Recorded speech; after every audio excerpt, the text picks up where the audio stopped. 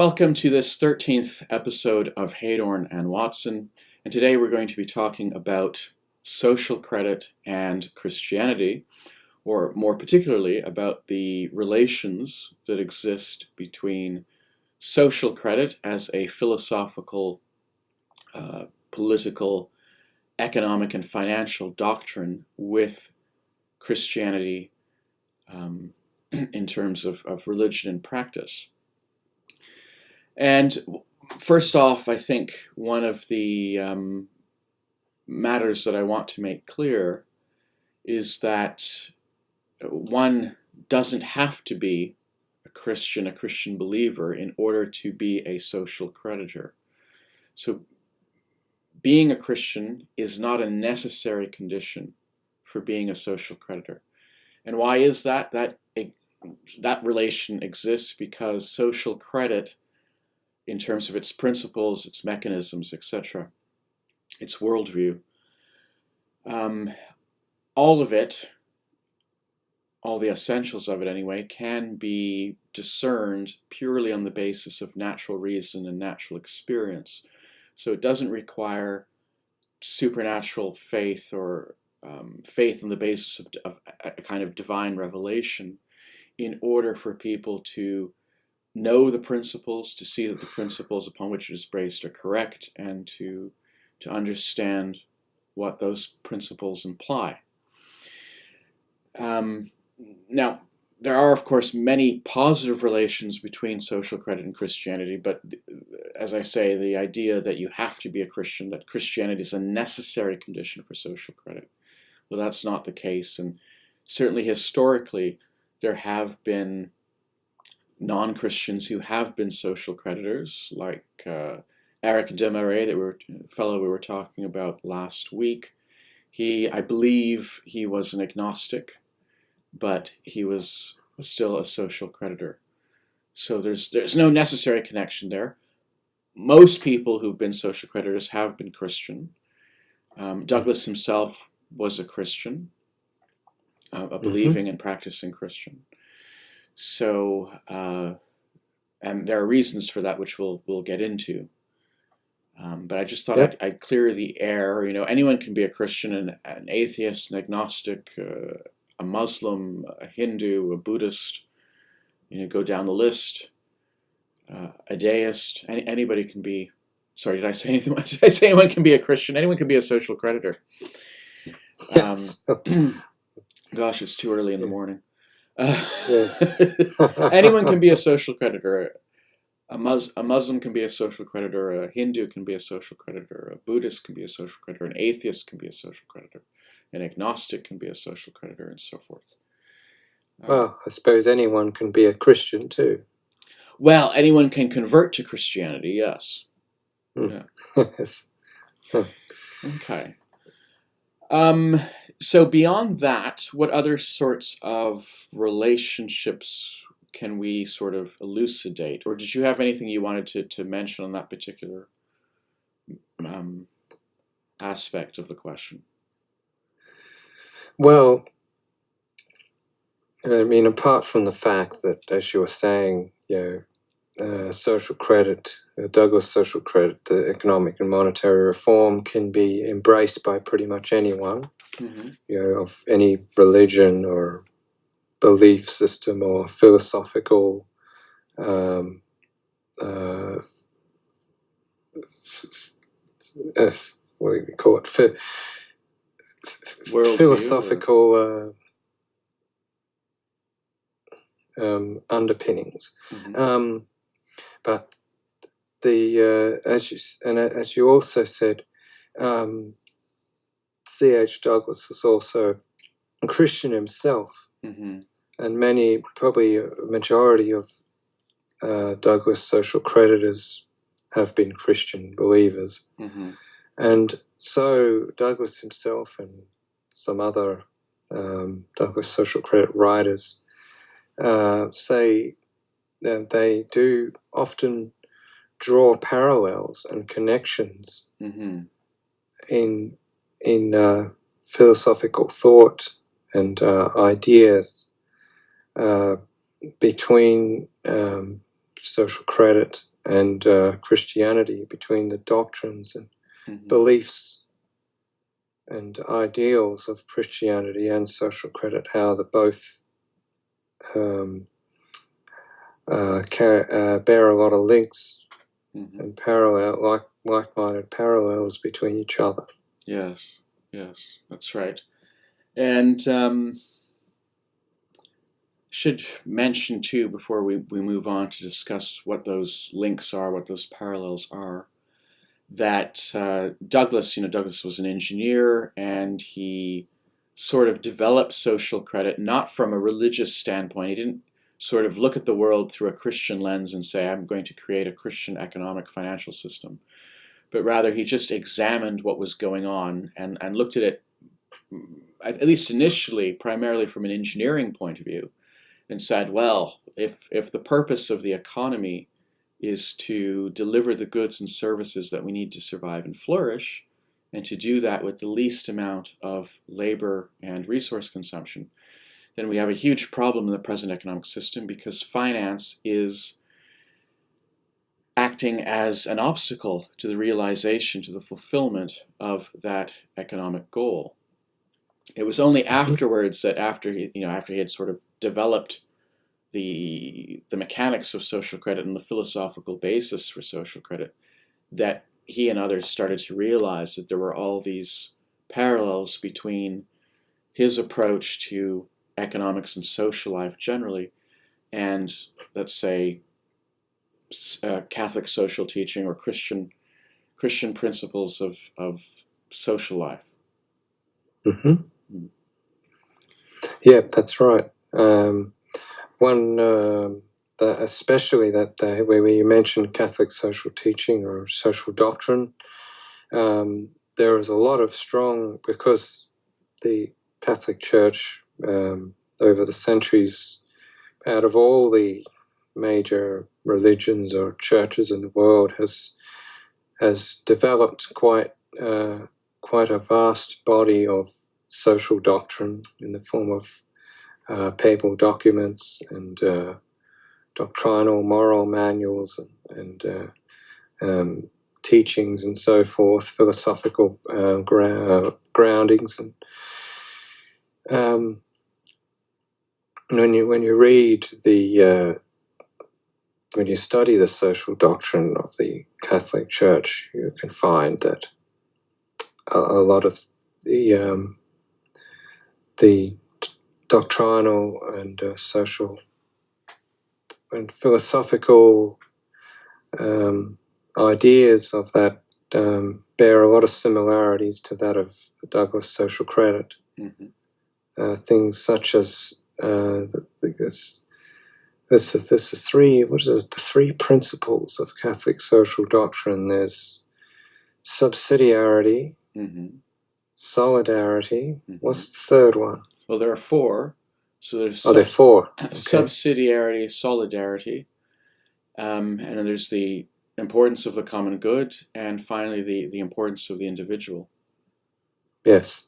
Right? Yes. So the idea in Catholic, those are the four basic principles of Catholic social doctrine, and the basic ideas there is that, when it comes to politics or economics, any kind of social arrangement, that the individual has priority over the group. In other words, that these associations exist for the benefit of each individual, and that but this benefit must be pursued in a way that respects the common good.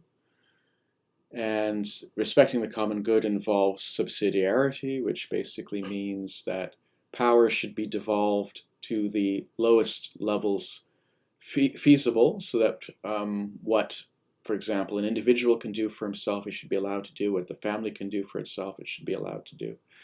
What a local community can do for itself, it should be allowed to do. In other words, we should build from the bottom up, not have heavy top-down structures. And also you've got solidarity, which is the idea that we have to have some care and concern for the well-being of others in society. It can't be every man for himself. Yes. The economic or the political system has to embody a structure that will ensure, at least to some tolerable minimum, that everyone is going to have access and be able to obtain what they need to survive and flourish. Yes, that's exactly right. Yeah. So one of the axioms or aphorisms that you often find in social credit literature is the idea that social credit, particularly the financial economic proposals, constitute a form of practical Christianity. Right? So social credit is practical Christianity. And I'm not sure offhand who was the first person to use this phrase.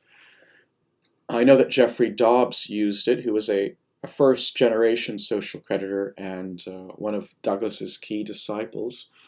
But it may be that Douglas himself used that phrase or something very similar, and that was the origin of the connection.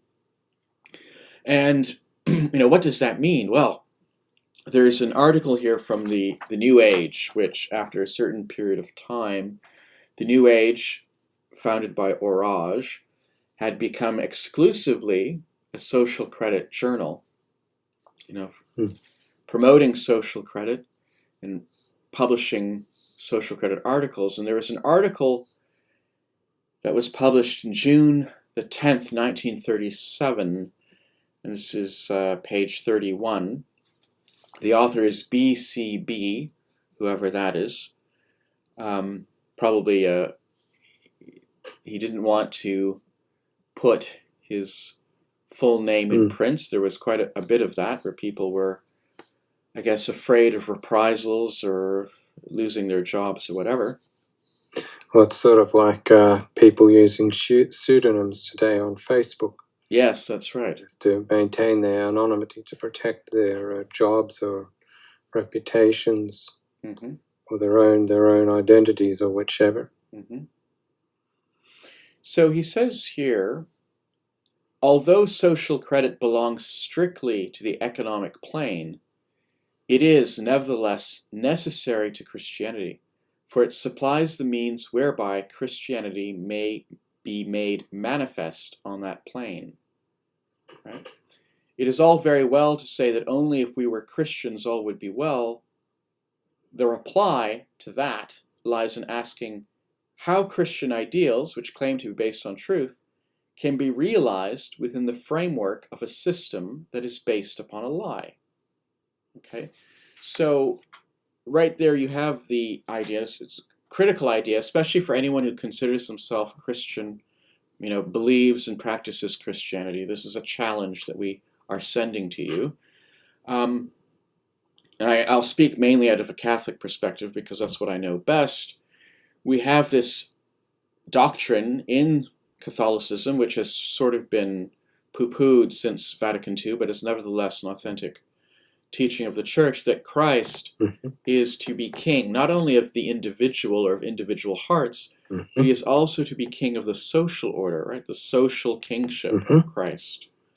That's right. And if we take that seriously, that means that the financial system that we have, for example, should be subordinate to Christ the King. And the economic system under which we live should be subordinate to Christ the King. Christ should be king of the economic realm, of the financial realm. That is what the Church teaches. Okay? Now, what does that imply concretely? It implies that, for example, these are not exclusively Christian values, but it implies that the financial system should be an honest system. That is to say, it should accurately reflect our physical potential to create wealth and the actual real flow of wealth, which the present financial system doesn't do. The present financial system is dishonest. And in addition to being an honest system, if we had a Christian financial system, let's say a financial system designed in keeping with Christian principles and effectively, de facto, having Christ as its king, it would also be a just system. It would be a fair system, right? So And we could go a step further and say, if it was honest and if it was just, it would be functional. It would be optimally functional. It would enable us to fulfill the true purpose of economic association to the degree that that fulfillment was physically possible. In other words, we would be in a position to deliver the goods and services that people in a society require to survive and flourish, and be able to do that with the least amount of trouble and the least amount of resource consumption. Right? And we're nowhere near that now. There's poverty in the midst of plenty. There's servility in place of leisure. There's all sorts of waste and sabotage in the system. It's very far from instantiating the potential that is there on the basis of our physical resources. Right? So, yes, there's the implication there. The church, of course, can't say that social credit is the right system in any kind of doctrinal manner. It can say, which it did say prior to Vatican II, because there was so much social credit interest in the province of Quebec, which was very Catholic at the time, in the 30s, the 40s, that a group of theologians was selected to investigate it. This is pre-Vatican II, and to pass judgment on it.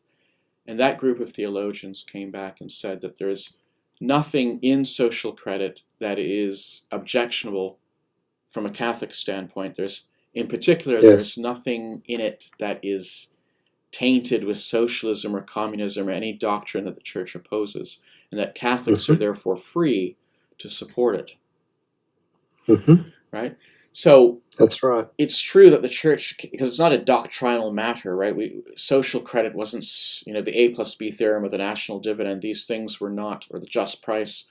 These things were not revealed as part of doctrine, and there are good reasons for that, because social credit as we know it could not have existed prior to the industrial age anyway.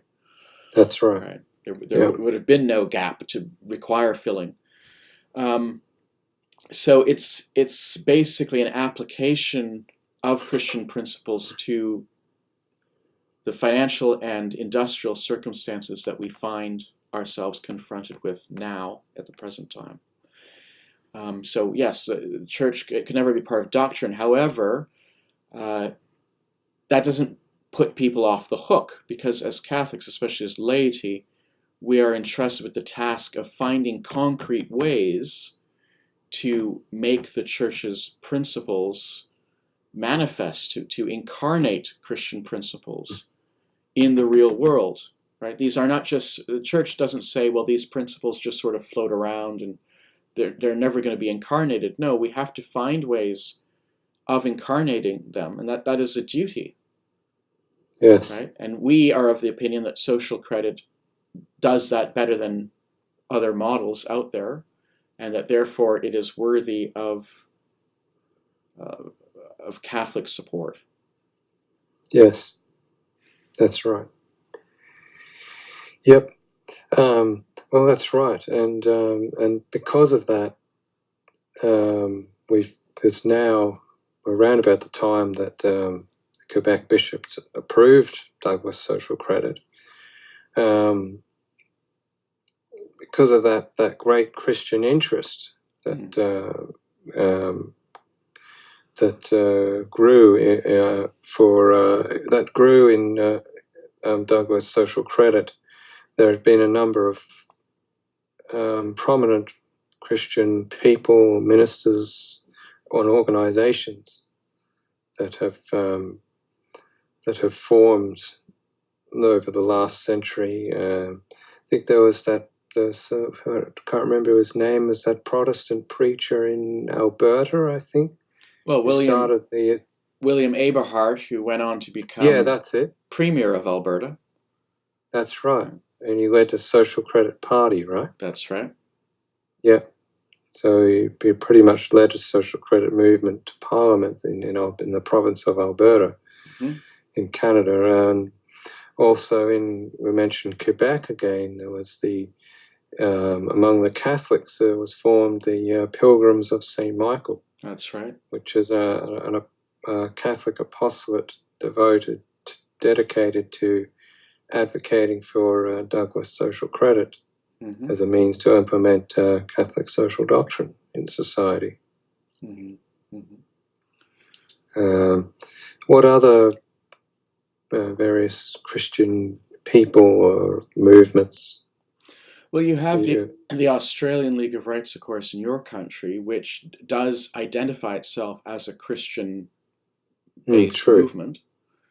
So Yeah. there is that common thread in a lot of these social credit groups and organizations of it being inspired by Christian beliefs and Christian affinities. Hmm. Hmm. Yeah, that's right. Yeah. So, we talk in Christianity about the necessity of, basing ourselves on the Gospels, the importance of feeding the hungry and clothing the naked and visiting or curing the sick, and Hmm. this sort of thing, and the corporal works of mercy. And one of the things I want to stress is that before, and it's sort of a bit of a pet peeve, before we look into those things, theoretically, I mean, many of these things require immediate action, so I'm not faulting people that do go out and do those things. But theoretically, before we just jump to that as sort of our Christian duty, people should ask themselves, what is it about the current economic and financial orders which creates so much hunger and creates so much nakedness and creates so So much much sick. illness, yes, and so on, Hmm. down the line, so on and so forth. And I think that if they examine what social credit has to say about the matter, then they'd come to understand that there are structural problems with the existing financial system which render the financial, economic, and it goes beyond that to the social, cultural, political realms, renders them dysfunctional. And if Hmm. you're going to have a dysfunctional system at the basis of your social order, because money and finance affect everything, directly or indirectly, well, Hmm. you're going to have all of these problems. And these people that see it, kind of want to exhaust the call of Christianity, to care for the neighbor. You want to exhaust it in doing all these things, having soup kitchens and homes for the homeless and so on and so forth, but don't touch on the nature of the system that's generating this. Yes, that's right. They've sort of missed the boat, because it would be far Yeah, better to nip the problem in the bud that's right. and neutralize the dysfunction. That's right. Go to the heart of the problem Mm, and cure it, or fix it, or neutralize, eliminate the source of the problem. right. Um, yeah. So if you've got, if what's a good analogy? Um, if you got, say, a water bowl, and then you've got some sort of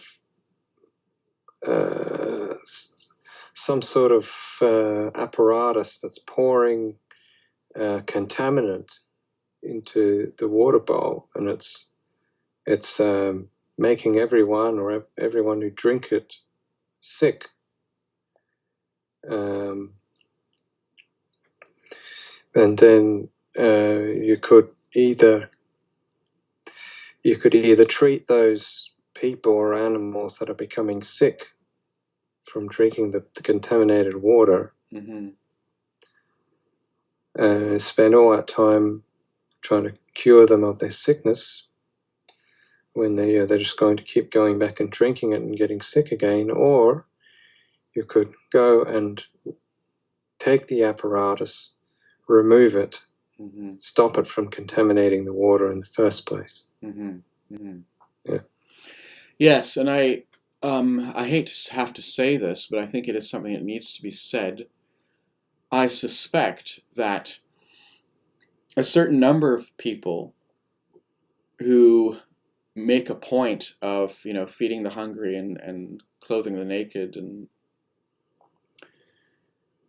treating the sick and so on and so forth. A certain number of them, to some extent, only God knows to what extent, but to some extent, they actually are happy or are pleased that there is dysfunction, because it gives them, however unconsciously or however semi-consciously, because it gives them an opportunity to display their goodness. You see? So I have to ask about virtue signaling. a type of virtue signaling. It's like, look at me, look how good I am or how holy I am. I go to the soup kitchens if they want to make themselves look really good, go and fix the financial system. Right. They'll be adored for all eternity. Well, that's it. For all of eternity in this world, anyway. Yeah. Well, they'll have schools named after them, and in the next. Yes. They have schools named after them. That's right. Yes, and parks and so on and so forth. Maybe have them places named after them with the saint title in front of them too. Well, that's it. That's it. Yeah. Not that as well as from the Christian understanding, this world we're in because of original sin, the Christian doctrine of original sin, it will never be perfect, and because of man's fallen nature, they are liable to sin and commit evil things. But things will never be perfect. There will always be problems and shortcomings, but we have the opportunity and the means to make things a whole lot better. We can't make the world perfect. You can't build an absolute utopia in this life. That comes, according to the Christian doctrine, that comes in the next life, in heaven. But we can't make this world perfect, but we can make it a whole lot better. And with Douglas social credit, that is the means. Right. I believe. That's right. I would also suggest mentioning some of the ways that Douglas social credit parallels with some of the theological and scriptural teachings and doctrines of Christianity. Yes, well, you've got many parables in the New Testament where Christ talks about, the lilies of the field, for example. They don't worry, and God provides for them. And you've got the multiplication of the loaves and the fishes. So the notion that even in this world, the kingdom of God is one in which provides for people's needs. Yes. Right? So that was a kind of a dividend. Yes, that Jesus gave to all the faithful. Yes, the loaves and the fishes, they didn't have to work for that. They didn't have to earn it. No. It was given freely because they had a need for it, and God had the means to provide it. Yeah. Right? Those are the only things that mattered. So, you have there the notion of the free gift. And in social credit, of course, the dividend payments that people would get, that would be independent of employment status. So there's not the case that everything has to be earned. Right? Which is a feature, that is a feature of the existing financial system, the existing economic order, that at least for most people, or you could even say for all people, everything has to be earned directly through work or indirectly through investments. And it's important for people to realize that is not a Christian principle. It's not. Right? Absolutely not. It might be a Jewish principle, but it's not a Christian principle. No, right? That's right. We have the notion of free grace. Free grace. God gives us all this grace. We receive theological grace for free. It doesn't say it has to be worked for. Right. So there's also the common scriptural verse that's commonly quoted by, I think, Douglas and other social creditors is the analogy of the fig tree. Mm-hmm. That he shall sit under the fig tree, and none shall make him afraid. Right. And that's from it's from the book of Micah. Yes. Micah 4:4, I believe. Yeah. So that's right. So that's an analogy, and that draws a parallel to the economic security that the Douglas Social Credit National Dividend would provide. So freedom and security from physical or financial insecurity and economic want, the need, the struggle or stress of trying to survive, or wondering where the next meal's going to come from, or where they're going to sleep next week, or whether they're going to have a job next week. Right. So So I kind of really want to hammer this home, and that is that unless we adopt correct economic and financial principles, Christianity will never manifest itself in society on an economic plane.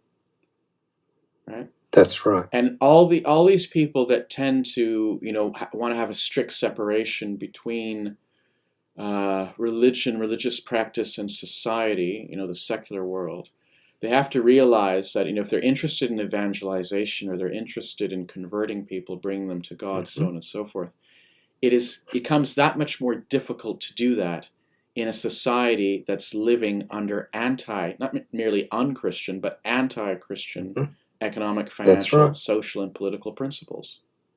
That's right.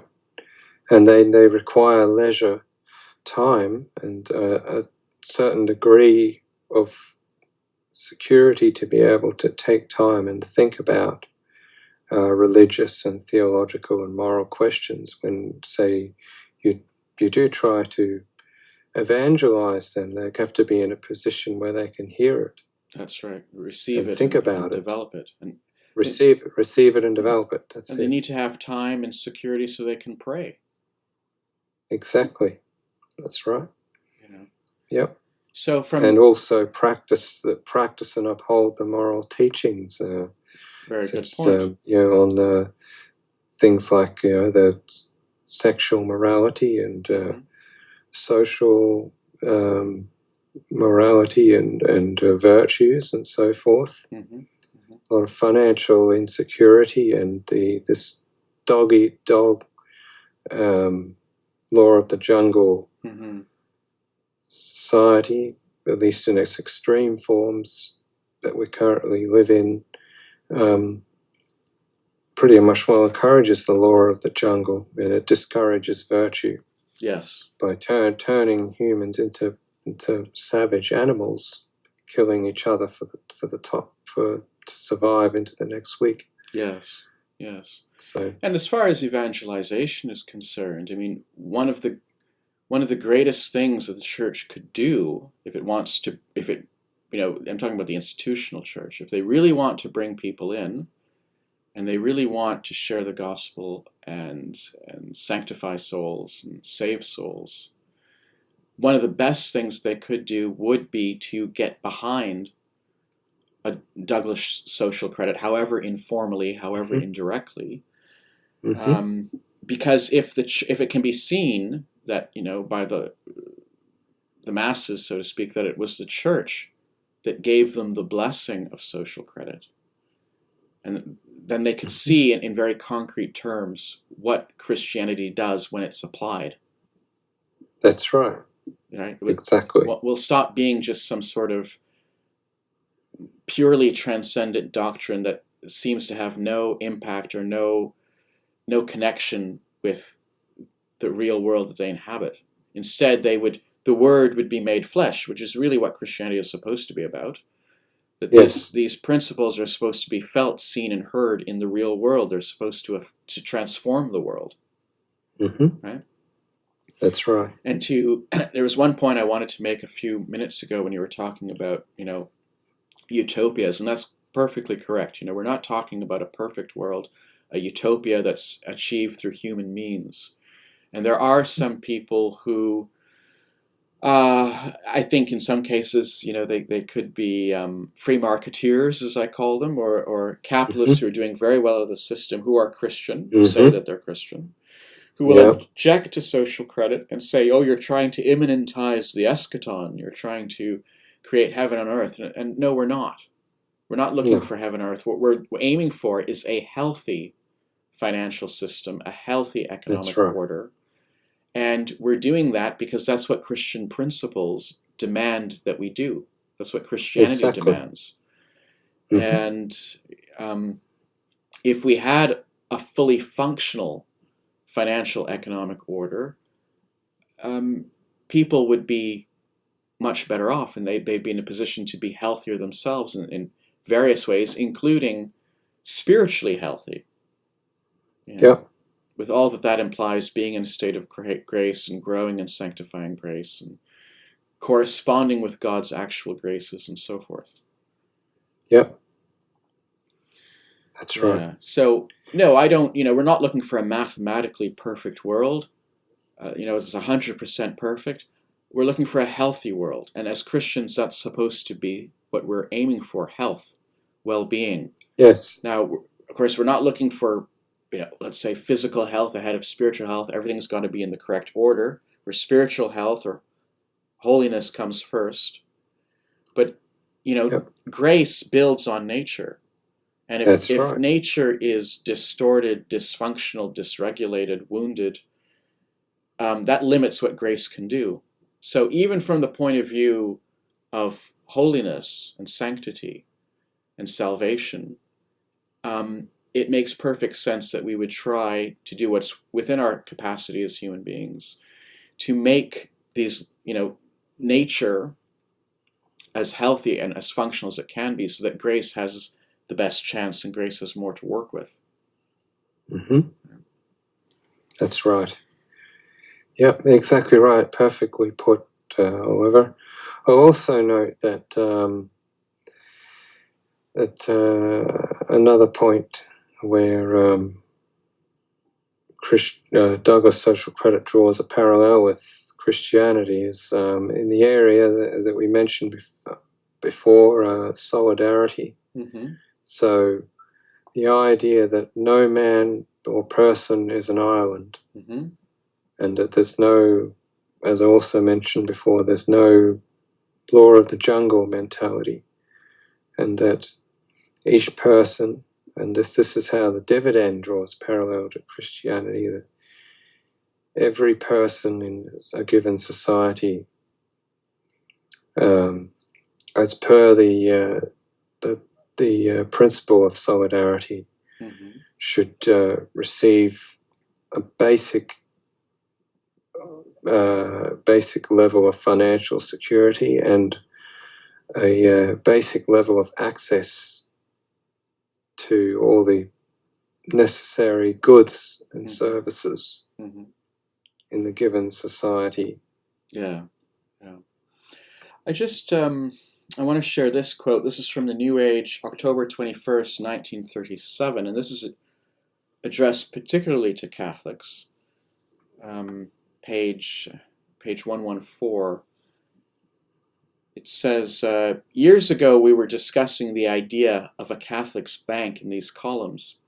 Feasible or not, it is the only answer to the encirclement and capture of the Catholic's Church. The collective real credit, as defined by the social creditor, of the Catholic communities in the world is enormous. Right? So in other words, their capacity to get things done in the world, it's enormous.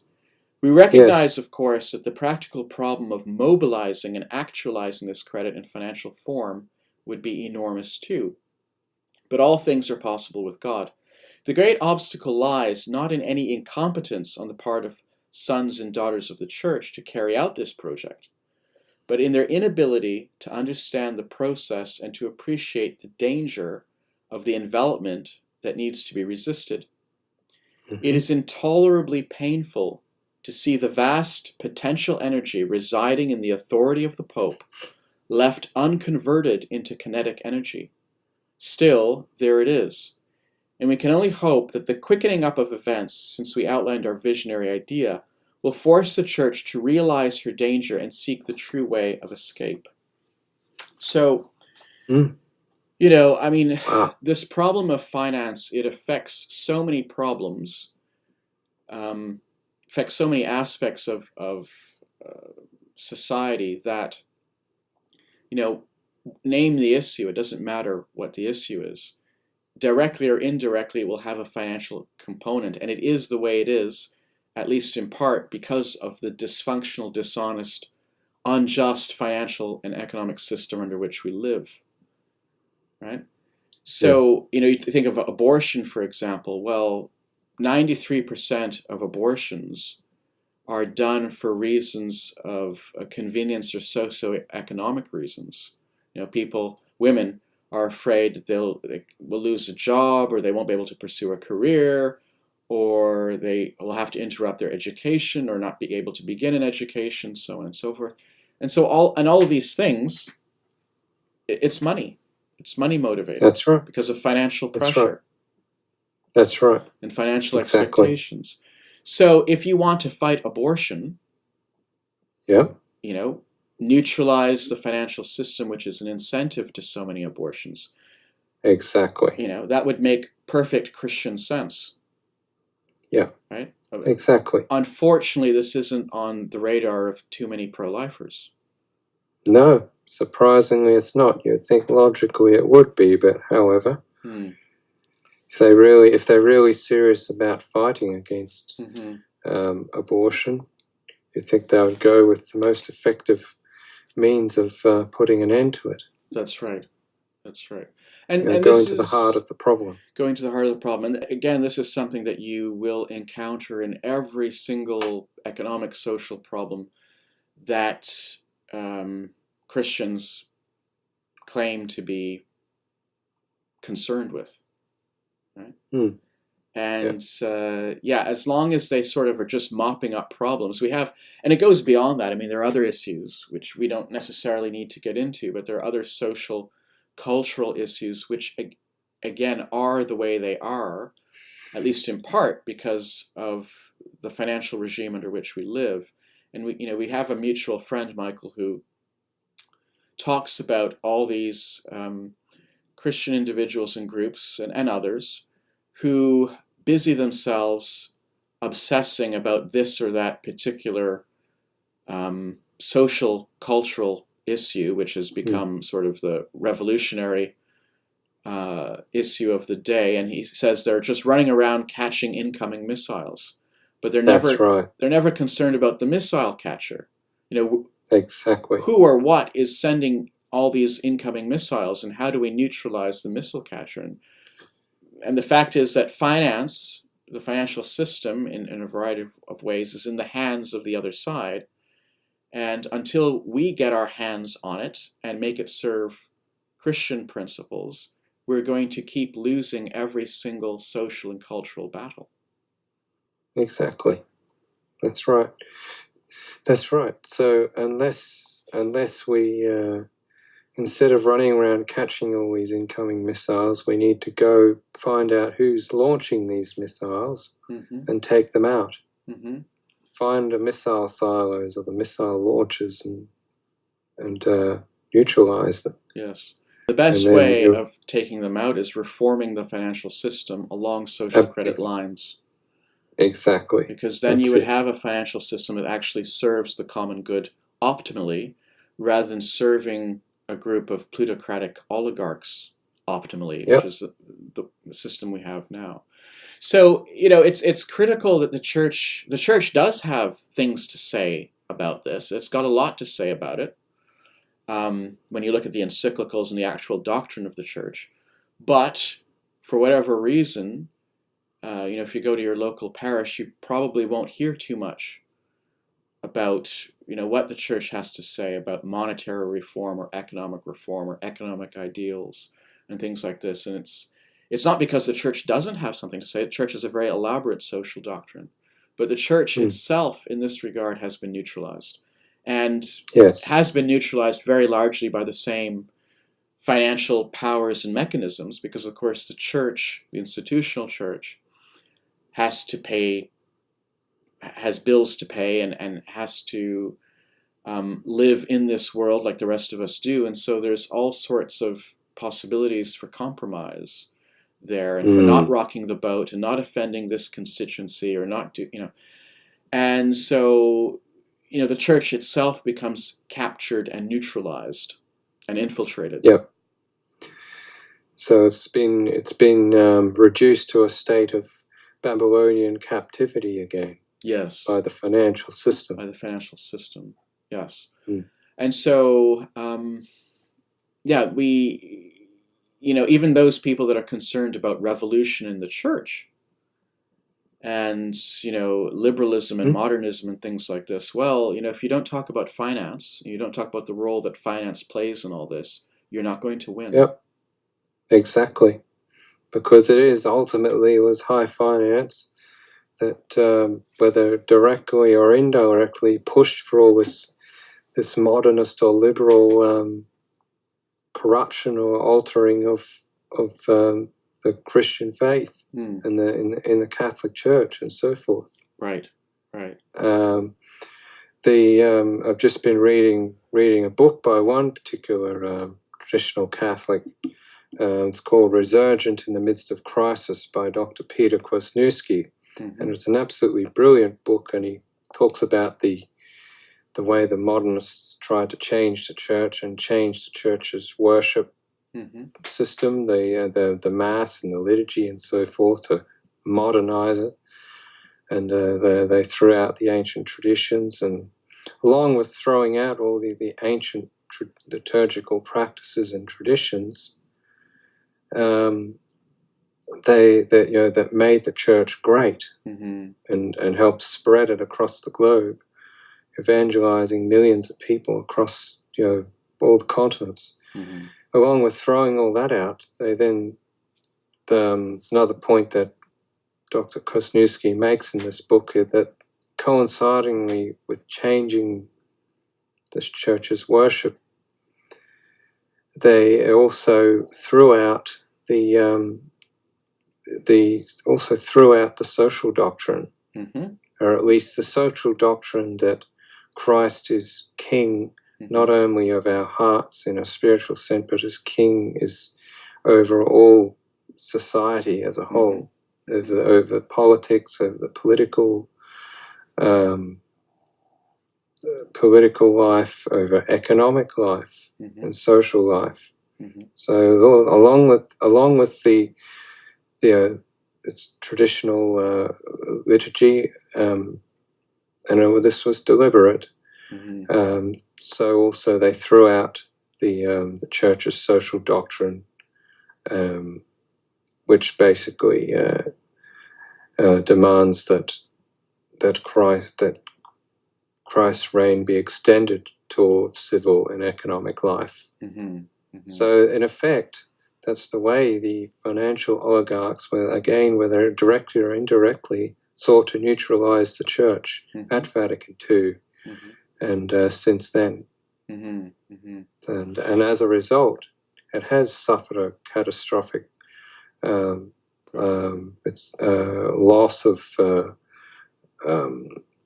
loss of faithful. Its numbers of faithful have hemorrhaged severely. Number of priests, ministers, religious brothers and sisters have collapsed since then, and it's lost much of its influence and ability to influence society. Yes. Well, that's right. And so, the bottom line is, even for her own survival as an institution, it is critical that the church takes a close look at finance, what's wrong with it, and what needs to be done to bring it in conformity with the principles and the spirit of the gospel. That's right. I should mention in that regard, of course, we're as Christians, we're so close to these things, we tend to take them for granted. But that's right. That's true. Christ's only recorded act of violence in the New Testament was when he threw the money changers out of the temple. Well, that speaks volumes, doesn't it? It does, doesn't it? It really does. The only time, as you say, the only moment when God himself, in the form of Jesus Christ on earth, exercised violence was to throw the money changers out of the temple. That's enormous. Mm-hmm. Of all the people he would use violence against, it would be people of finance. Right. And Saint Paul says that the love of money is the root of all evil. Exactly. So all of this, everything we've been talking about, it's been staring us in the face. I mean, we're not Absolutely. saying anything that is alien to Christian tradition. Absolutely. You cannot serve both God and mammon. That's right. And so we either have a financial system that's designed to serve God, if you will, by being honest and just and functional, or you have a financial system that's designed to serve the prince of this world by being dishonest, unjust, and dysfunctional. Mm-hmm. And that is an inescapable choice, right? It's one or the other. And the system we have in place right now, it is dedicated to mammon. Mammon does become sort of like a little god that rules us through all sorts of unnecessary, artificial financial pressures and expectations that have nothing to do with the physical economic reality, but which have to do with the system as it's designed and how it's imposed on us. And so, the real emancipation that we need is emancipation from oligarchic, dishonest, and dysfunctional finance. Yes, exactly. Yeah, the truth shall set you free. The truth shall set you free. And so social credit, all that social credit is saying, basically, is we need to have truth in finance. We need to have a financial system that accurately represents our real wealth and our capacity to produce real wealth.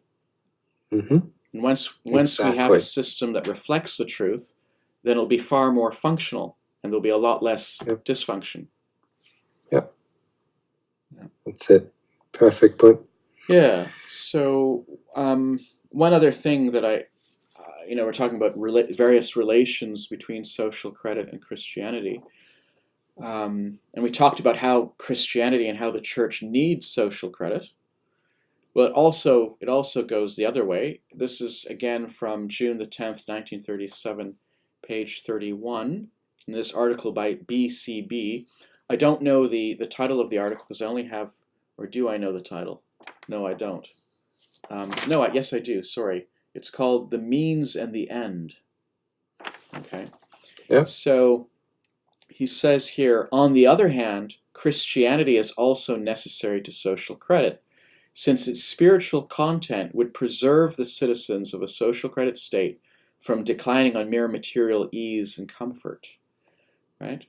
So then he goes on, one may be allowed to ask at this point whether the churches have not declined upon mere spiritual content in view of their acceptance of the state of poverty and indigence to which so many souls for whom they should and for whom they affect to be concerned are reduced, and their further support of an alliance with a government that permits such a state to persist with impunity. And the charge of materialism which is sometimes brought against social credit comes most improperly from adherents of a religion who believe or profess to believe that the Word was made flesh and dwelt amongst us. So, and he says, the point is, however, that the Word must be made flesh on every plane before truth can become manifest in its entirety. Right? Yeah. So, certainly, social credit also requires Christianity because Christian teaching would prevent people in a social credit state from getting potentially mired in, burying themselves in useless goods. Yes, right?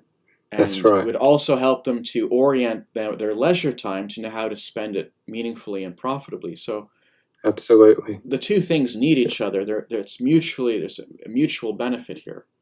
That's right. That's right. So Christianity would provide the moral foundation for a Douglas social credit, without which it wouldn't function or wouldn't function properly. That's right. And people would abuse it.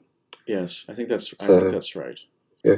That's right. So you need a Christian culture in order for Douglas social credit to operate optimally. Let's put it that way.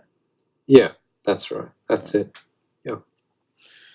Okay, so Well, we've covered quite a bit. I don't know if there's anything else that you wanted to add. I mean, there are plenty of things I'm sure that we haven't done justice to, and that. One thing that I come to think about this, one thing I did want to stress is that that one of the encyclicals, one of the social encyclicals, which a lot of people aren't even aware of, is Vix Prevenit from the 18th century, that was promulgated by one of the Benedicts. I can't remember which one. But this encyclical, which is magisterial teaching, prohibits usury. Right? Yeah. Prohibits usury defined as basically demanding more money than you have a right to demand in exchange for making a loan. Right? So it makes a distinction between intrinsic justifications, alleged intrinsic justifications for getting more money back than you lent to someone, and extrinsic justifications, like if you suffer loss in lending, are you entitled to be compensated? And what it says is that there can be no intrinsic justifications for getting more money back than the money that you lent. And equally, you're not justified in getting more money if there are extrinsic justifications. It does allow for extrinsic justifications, rightly, I think. You're not allowed to demand more from the person you lent money to than is necessary to compensate you for your loss. So, if in lending money, there's inflation, 2% inflation, well, you should get your principal plus 2%, but you're not justified in demanding 10%. Right? Yeah, so that's right. The church has this notion that there are no intrinsic justifications. You're not justified to get more money simply by lending money because money doesn't breed money by itself, as right. Aristotle and many philosophers have noted. Yeah. There can be extrinsic justifications if in lending it costs you something. Right? You shouldn't have to take the loss there. The person should compensate you for that, but it's got to be proportionate. And the reality is, social credit doesn't hold that usury is the primary problem. It's rather a secondary problem with the financial system. But certainly there is usury in our system, right? And that is condemned by the church. That's right. Many times over the centuries. Many times over the centuries. So there again, you won't hear a sermon on that. No, probably not these days. Typical parish, but that is church teaching. Yes. So that's right. I'll actually make a link to that available on this particular video, together with an article I wrote on usury and Catholic social teaching and usury and things like that. And again, that's not social credit isn't obsessed with the usury problem because we see it as a secondary problem. There's a more fundamental problem, which is the fact that credit for production and consumption are artificially scarce, and they need not be. And so I think that covers most of what we can say within this particular context, and we'll invite our viewers to comment if they have any comments or questions, and please subscribe. And if you'd like to support our work, we've got a Patreon account. Yes, please. There's a link provided to that as well. And we will join you all next week for another episode. All right. Thank you, Oliver. Yes. Thank you very much, Michael. Have a good night. Yes, you too. Bye-bye. Bye-bye.